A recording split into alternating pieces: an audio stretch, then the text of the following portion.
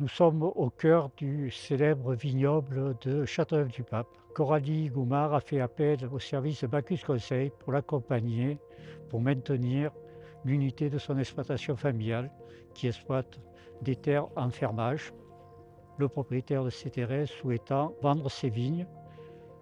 Donc nous avons fait appel à Georges Truc pour faire une analyse complète donc, du sol et des vins. Très bien Jean-Claude, eh bien, nous nous trouvons effectivement sur l'une des terrasses de Châteauneuf-du-Pape, caractérisée par la présence de ces galets, des galets de quartzite, c'est-à-dire des galets de silice pur. Mais ce qui est aussi intéressant que la présence des galets concerne un matériau qui est constitué par des particules fines. Par conséquent, dans ce genre de terroir, même si l'on est impressionné par la présence des galets, ce qui fait la richesse et la complexité du vin et des messages du sous-sol, ce sont ces matériaux fins, argileux et argilo-sableux. Je représente aujourd'hui la 9e génération et aujourd'hui mes enfants travaillent avec moi. Nous sommes sur une propriété de 60 hectares. Tout est en bio depuis vraiment plusieurs années maintenant. Alors nous allons commencer la dégustation par le Côtes-du-Rhône Village Blanc, qui est la cuvée Les Capucins, qui est sur un millésime 2022. Donc on est sur un assemblage à peu près de 45% de Roussanne, 45% de Marsanne et 10% de Clairette.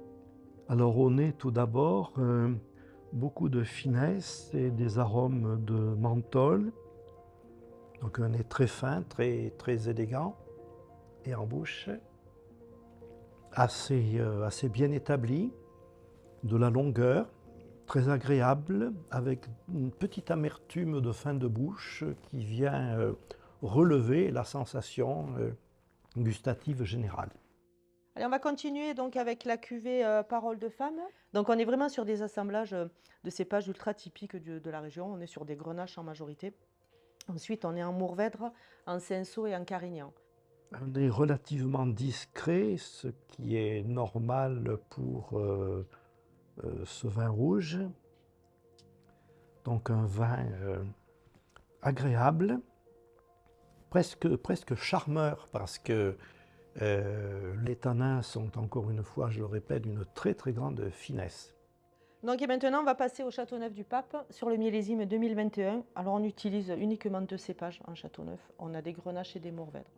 Un nez avec des arômes de fruits très mûrs et des arômes pipéracés, donc du poivre, mais du poivre blanc, pas du poivre gris. Et en bouche, un vin qui présente une matière d'une grande densité, beaucoup de profondeur et surtout un grand équilibre. Là, le bois est vraiment très peu marqué. Les tanins sont fins. En tout cas, c'est un vin que personnellement je consommerai dans l'immédiat, tout de suite.